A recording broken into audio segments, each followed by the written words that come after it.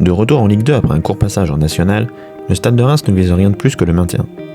Cet objectif prend déjà du plomb dans l'aile au bout de 6 journées, puisque Reims ne compte que 3 points, occupant la dernière place du classement.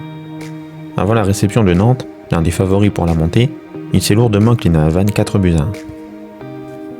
C'est pourtant lui qui s'impose, 2-1.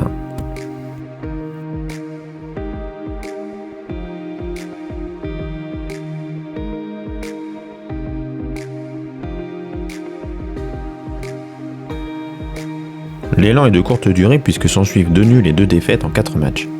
Opposés à Grenoble dans un choc entre le 19e et le 20e, les championnats ne font pas dans le détail et l'emportent 4-1.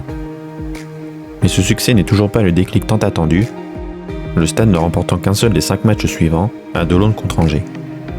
Juste avant la trêve, d'orange et de noir vêtus, les Rémois créent la surprise en s'imposant à Évian le leader, 2-1 pour ce qui constitue sa première victoire hors de ses bases. Quand vient le temps de la trêve hivernale, le Stade est 18e. Les tensions entre les supporters et la direction s'exacerbent, mais Reims se prépare à un spectaculaire redressement. En coupe tout d'abord, il reçoit Montpellier, club de Ligue 1 début janvier.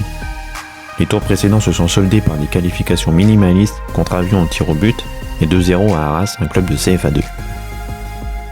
Aussi est-on surpris de voir les Rémois se qualifier logiquement 1-0 grâce à une réalisation d'Amalfitano.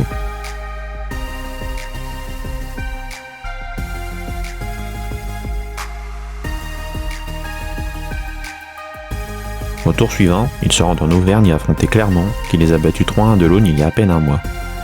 Gamiette, Toudic et Amalfitano rendent aux locaux la monnaie de leur pièce, Reims est en 8e.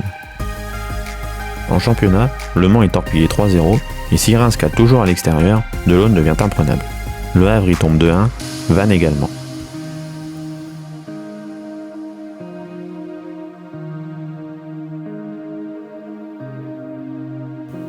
Entre-temps, les Marnais ont eu le privilège de se déplacer à Rennes pour les 8e de finale de la Coupe de France. La meilleure défense de Ligue 1 encaisse 3 buts dans le temps réglementaire, mais parvient à en inscrire tout autant.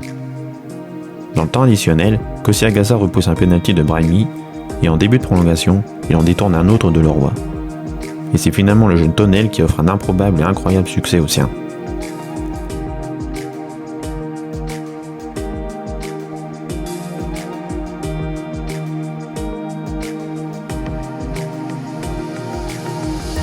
Après un nul à Nantes en championnat 1-1, l'heure est venue de recevoir Nice en quart de finale. Dans une ambiance exceptionnelle, Reims livre un énorme combat aux Azuréens.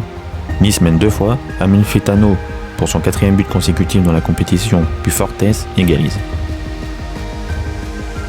En prolongation, les visiteurs finissent par prendre un avantage qui s'avère définitif.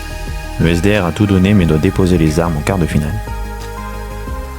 Cette élimination ne douche pas les rouges et blancs. En championnat, la zone rouge continue de s'éloigner. Il gagne 4-1 face à Tours, pareil face à Boulogne dans un match où Cédric Forêt, freiné par des pépins physiques et les doutes de son coach à son égard, donne l'avantage à ses coéquipiers en fin de rencontre.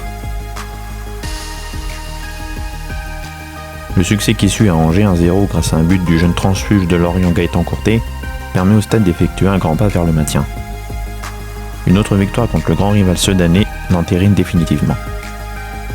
Le Stade termine sa saison avec une défaite étrange face à Évian qui valide sa montée, arbitrée lamentablement, puis une victoire en déplacement à Laval 2-1. Reims termine 10e de Ligue 2, se classant comme la 8e meilleure équipe des matchs retour.